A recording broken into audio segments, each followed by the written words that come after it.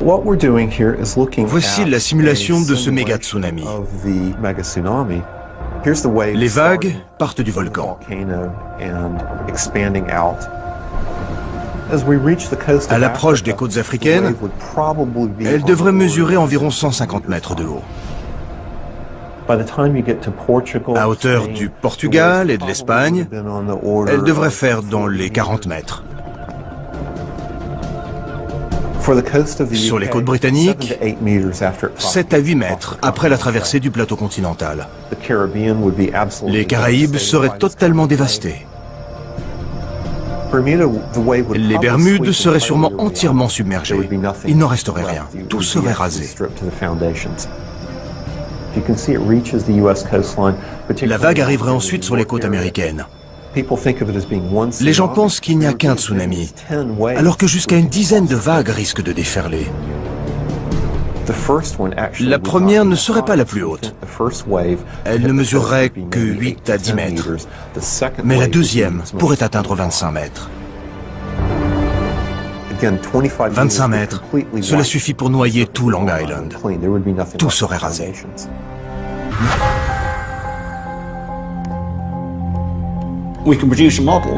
On a établi un modèle permettant de prévoir la taille d'un tsunami consécutif à un effondrement de la Cumbre Vieja. Le glissement de terrain produit d'abord une vague énorme.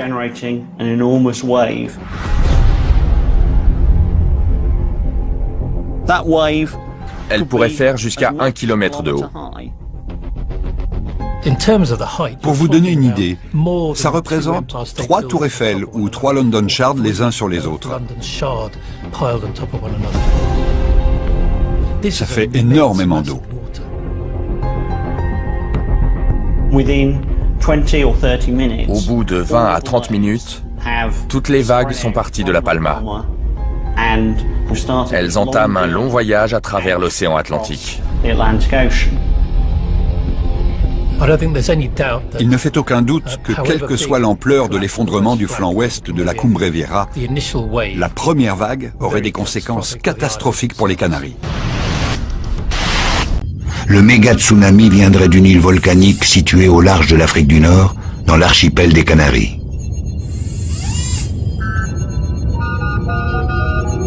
La vague dévasterait tout, jusqu'à 20 km à l'intérieur des terres.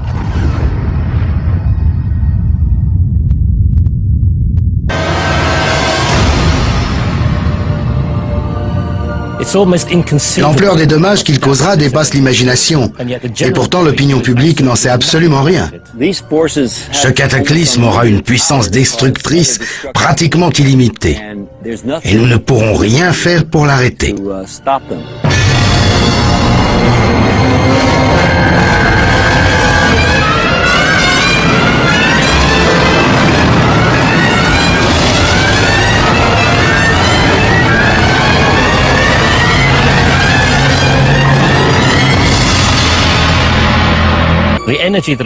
L'énergie libérée par un méga tsunami qui heurte une côte est bien supérieure à celle de n'importe quelle tempête. La raison tient à la longueur de la vague, c'est-à-dire la distance entre son début et sa fin. Quelle que soit leur hauteur, la longueur des vagues dues à une tempête ne dépasse ordinairement pas une centaine de mètres. Cela est dû au fait qu'elles naissent du vent soufflant à la surface de l'eau. En revanche, un méga tsunami fait totalement corps avec l'océan. Sa masse se prolonge jusque dans les fonds sous-marins, plusieurs kilomètres en contrebas. À cause de leur énorme volume, les vagues des méga tsunamis sont très longues. Des centaines de kilomètres séparent souvent leur début de leur fin. Cela les rend particulièrement dévastatrices à l'approche d'une côte. Quand l'océan devient moins profond, le front de la vague ralentit, mais l'arrière continue de progresser à la même vitesse. Il s'appuie alors sur le front en provoquant un accroissement de sa hauteur. Les méga tsunamis sont redoutables au moment où ils heurtent une côte.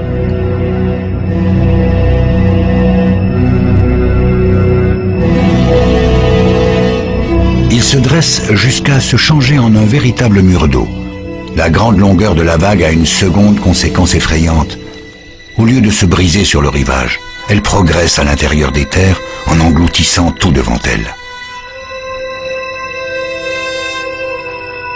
Les vagues provoquées par les tempêtes n'ont que quelques dizaines de mètres de long, mais celles des méga-tsunamis mesurent plusieurs centaines de kilomètres.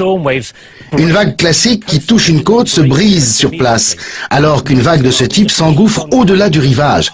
Cela lui donne une puissance redoutable. L'île de La Palma. C'est une des plus occidentales des Canaries. 80 000 personnes y vivent de l'agriculture et du tourisme. Elle comporte 2 volcans. L'un éteint et l'autre en activité.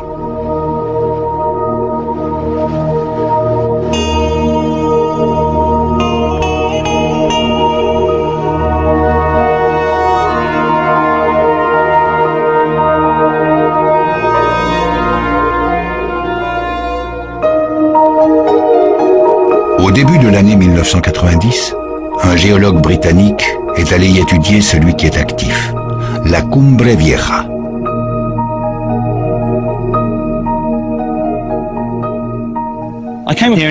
Je suis venu sur la Cumbre Vieja pour essayer de comprendre son histoire et les phénomènes qui s'y manifestent. Simondé allait découvrir que le prochain effondrement d'une île volcanique se situerait sans doute ici. La Palma est exclusivement composée de 2 volcans. Le volcan éteint en constitue la partie nord, alors que le sud est occupé par la Cumbre Vieja. Sa forme générale n'est pas un cône, mais plutôt une crête, le long de laquelle s'échelonnent les cratères régulièrement en activité depuis des milliers d'années. En 1949, le volcan s'est à nouveau réveillé, d'une façon qui allait tout changer.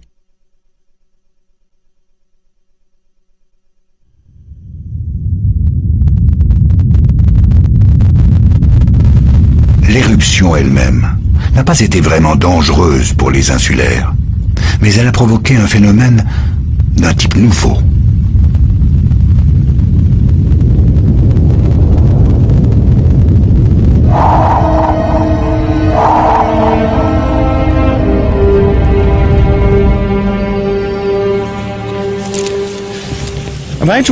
Une semaine après le début de l'éruption de 1949, il s'est passé une chose extraordinaire.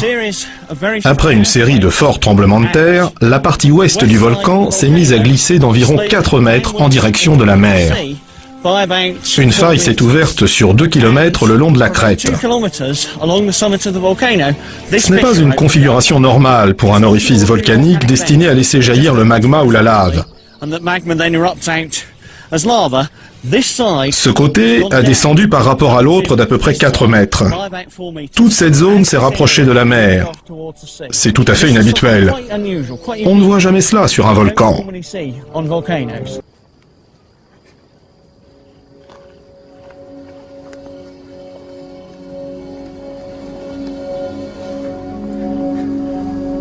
Je m'intéresse au volcan de La Palma. Les îles Canaries sont des volcans immenses, qui reposent sur le fond de l'océan. Les plus anciens se situent à l'est. Ces derniers temps, les îles les plus actives sont celles de l'ouest, comme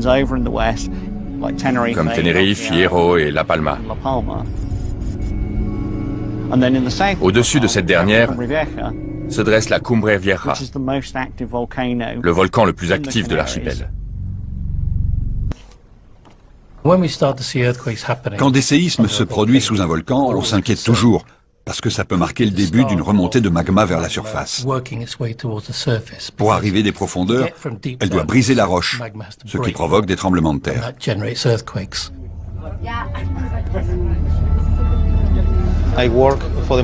Je collabore au programme de surveillance de l'activité volcanique. Son objectif principal est d'observer des signes précurseurs d'une menace, afin d'informer les autorités canariennes de l'évolution de l'activité et d'une éventuelle éruption à venir.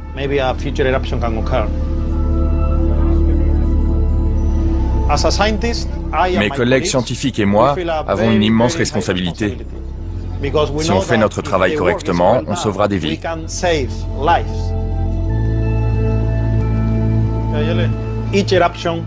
Chaque éruption est précédée d'une augmentation de la sismicité, mais cette dernière peut prendre plusieurs formes. Aux Canaries, il peut par exemple se produire ce qu'on appelle un séisme volcanotectonique. Mais comme c'est un phénomène assez fréquent, il ne signifie pas qu'une éruption va forcément avoir lieu. Pour beaucoup de gens, les volcans sont des sentinelles de roches qui perdurent pendant des millions d'années, alors que ce sont plutôt des tas de cailloux instables.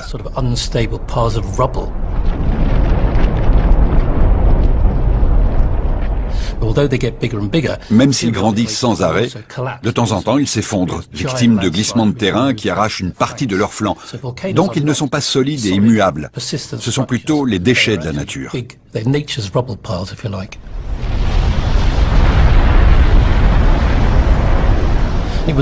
L'éruption du mont Sainte-Hélène en 1980 a fourni la première preuve visuelle d'un effondrement.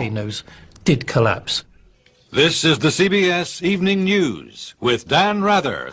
It is an event that defies superlatives. One geologist said today, there is no record in geology in the last 4,000 years of anything like this happening before. The tremendous lateral blast is unprecedented. This sequence of photos was taken during the first 60 seconds of the mountain's eruption, beginning shortly after 8:30 on Sunday morning.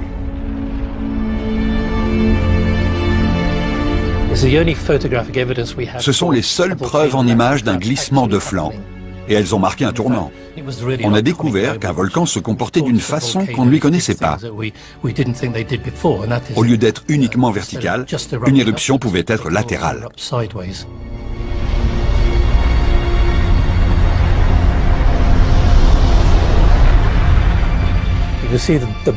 Le renflement se déplace et provoque un glissement vers le nord.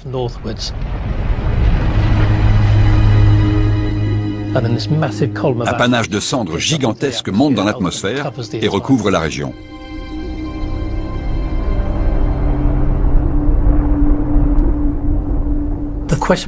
On s'est demandé ce qui serait arrivé si l'effondrement avait fini dans l'eau.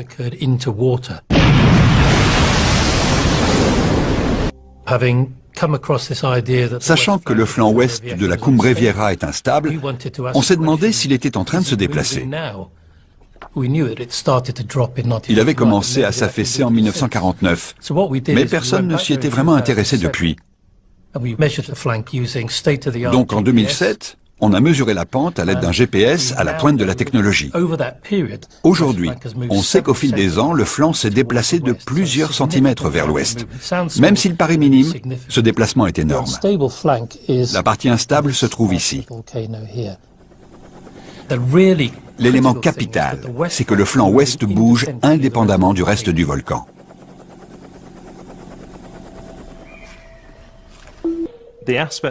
Si un tsunami fait autant de dégâts, c'est à cause de la longueur de sa vague. Une vague de tempête mesure entre 10 et 50 mètres de long. Celle d'un raz-de-marée, entre 200 et 300 km de long. Non seulement elle déferle sur le littoral en provoquant une inondation, mais elle poursuit sa route vers l'intérieur des terres, comme une rivière qui déborde de son lit et qui arrache tout sur son passage. Donc c'est l'inondation qui rend ces phénomènes aussi dangereux.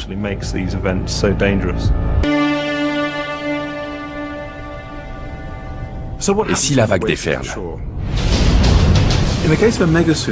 En cas de méga tsunami avec des vagues de 500 mètres, on assiste à un film catastrophe.